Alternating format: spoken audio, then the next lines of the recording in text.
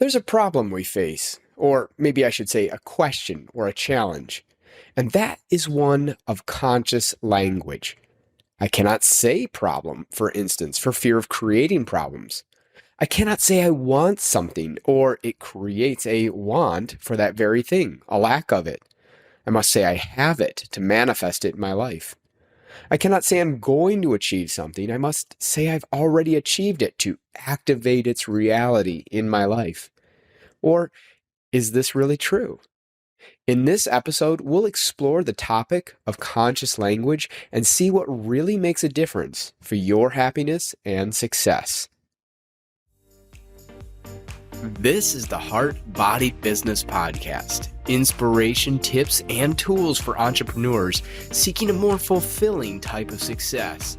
One that stems from exploring and expressing their true passion and purpose and finding healthy ways to do so.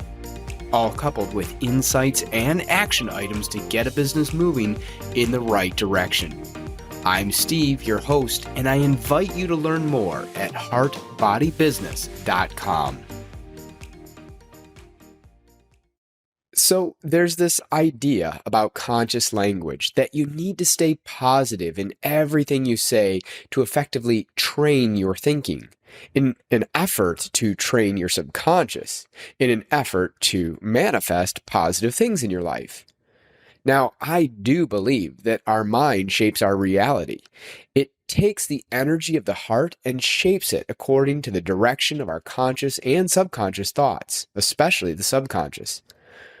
But because of this, there's this idea that you cannot say certain words and you cannot use certain phrases lest you program yourself subconsciously in the wrong direction. I'm going to go out on a limb here to suggest that the vast majority of what we call successful people of the past have not gotten hung up on their words like this. They didn't have to visualize something, then speak as if it was already a reality in order to make it happen. They probably did visualize their goals. They did have direction and they pursued it with action plans and steps. But they would never have believed that you can't say the word problem, for instance, or it will create problems. For a long time, I tried to stop referring to problems and replaced the word with challenges. The idea was that a challenge may be something that poses a difficulty, but it's also something that you can overcome. But in reality, that's how I use the word problem as well. I don't just point out problems to complain about the world while failing to propose any reasonable solutions. In fact, I like to notice problems exactly so that I can try to find a solution. So for me, I'm not charging the word with negativity and attracting that into my life. Someone else, however, may use the word problem in their habit of noticing everything that's wrong in the world. It is reflecting something that's inside them. And this is where the idea of conscious language must really stem from. It's not about the word. After all, a rose by any other name would smell as sweet. When I was younger, we used to refer to those with a physical difficulty as handicapped. A handicap is literally defined as a circumstance that makes progress or success difficult, also as an impediment. So if someone has an issue with their legs that makes it difficult to walk, seems reasonable to say that they have a circumstance that makes progress difficult, yes? But somewhere along the line, someone became offended by a word that states the obvious, and pretty soon no one was meant to use the word handicapped. Now you use differently abled until someone becomes offended by that, and we're all given a different word to use. And each time, we're referring to the same people with some sort of physical challenge, yes? Is it assumed that we're insulting them rather than observing their challenge? It seems like this must be the case because someone's been offended. But I doubt most of us are insulting them. And if someone is, that's their own internal issue they need to deal with. Meanwhile, think about the term differently abled. We're all differently abled. We literally all have different abilities. And this is, in fact, a beautiful thing, a critical thing. So, shouldn't that term apply to all of us?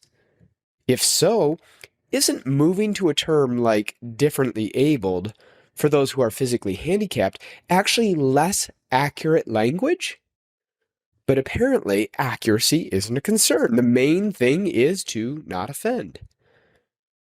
This is really the whole issue of political correctness, and one wonders if we need to keep learning a new language to keep up with the rate of people becoming offended, even though we're not changing anything that's actually being said. The people speaking matter-of-factly about a situation as they understand it are still doing the same thing with any new word given to them. The people expressing hatred, anger, or bigotry for whatever reason with the words they use will continue to do so even if they move to a new term, which often they won't. This is why a lot of people are frustrated with political correctness. While people make these adjustments in an effort to be polite, it doesn't actually change what's being said. And in a world where people seem offended at an increasing pace, it asks for more and more accommodations that mean nothing. So people eventually say enough. This is too much energy wasted for something that doesn't help anyone in reality. In fact, it may just reward a tendency for some people to become offended and make demands of others, even though feeling offended is an internal matter. It's only really addressed by finding more in the way of self-love and perhaps support from those around you. So, how does this relate back to conscious language? Well, just as some people will use words like handicapped or differently abled matter-of-factly without intending any offense, and others may use it intending offense, it's not about the word, but the energy within, the energy you're projecting out into the world, be it through words or actions. If someone is inherently positive, then, if they're driven by a love for others and a desire to make a positive difference in the world, their words carry this energy. To me, we want to observe the world as dispassionately as possible in order to see it for what it really is. Observe what is and isn't working, and look to support what is working and solve what isn't. There's truly no issue here in calling out something that isn't working unless all we want to do is complain about it. Conscious language, then, seems to me a tool for changing ourselves when we carry pessimism inside. If we tend to see problems, for instance, as bad rather than as opportunities. In this case, if we've observed this pessimism and want to improve ourselves in this area, conscious language may help to act as a mirror, to help us catch ourselves in our low moments, our negative moments, and ask us to quickly reinterpret the world in a way where we have power, where we can make a difference. We just have to be careful with a tool like this, as it can become a new habit of its own. It becomes so ingrained that it stops helping us to reflect and reinterpret. It becomes a thing unto itself that ultimately controls us. I can say this, I cannot say that, and I'm doing it all on autopilot, so I'm no longer growing from it. I mentioned the Heyoka in an earlier episode, the tradition of the sacred clown that does the unexpected to wake us from our dream, to break us for a moment from the matrix, so that we can see reality and alter ourselves in an attempt to find some freedom from the program, to become more of who we're really meant to be. This is what conscious language is, a kind of heyoka to slap us across the face if we're caught in the low energy of the matrix and to get us to change course. So again, it's not the words, it's what's happening inside you that matters. If you say, I'm going to achieve this goal rather than I have achieved that goal, are you really doing yourself a disservice because you haven't made a present moment statement? If you can see yourself achieving the goal and you're creating a plan to get you there and you're acting on it and you're bringing love into the things you do, I don't personally believe you have to speak as if it's already happened in order to make it happen. You are being the process that makes it real. Many of us know Yoda's famous saying, "There is no try, only do." I'll try does commit one to trying, but not to succeeding. I'll try says nothing about how much effort we'll put in. So, yes, it's not much of a commitment. But once again, what is the energy behind it? I'll try means a vastly different thing from one person than from another. When it comes to success, we have to bring the right energy. We have to visualize what we want. We have to formalize the steps to get there. And then, as Yoda says, we have to do. All of this is much more specific than either trying or doing. But if someone means all of this by "I'll try," if that means they'll power themselves with love and steer themselves with a plan and carry it all out with doing, there's nothing wrong with trying, because in this case, trying is doing, and it's doing done right. So there's the real question. Are you stuck in some area of life or business because you have no heart for change? Or because you've failed to plan a set of steps with deadlines? Or because you've failed to follow through on that plan?